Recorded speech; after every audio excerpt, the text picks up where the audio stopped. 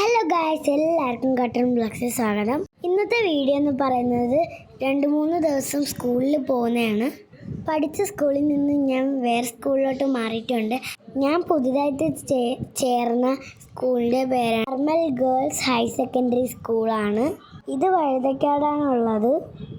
പിന്നെ നമ്മൾ പണ്ട് പഠിച്ചിരുന്ന സ്കൂളിൽ നിന്ന് TCയും കാര്യങ്ങളെല്ലാം വാങ്ങിച്ചു. പുതിയ സ്കൂളിൽ കുറച്ച് പ്രൊസീജിയറും കാര്യങ്ങളും ഉണ്ടായിരുന്നു. അതെല്ലാം കഴിഞ്ഞിട്ട് യൂണിഫോമിന് അളവ് കൊടുത്തു. വേറൊരു ദിവസം വീണ്ടും സ്കൂളിൽ പോകേണ്ട ആവശ്യമുണ്ടായിരുന്നു.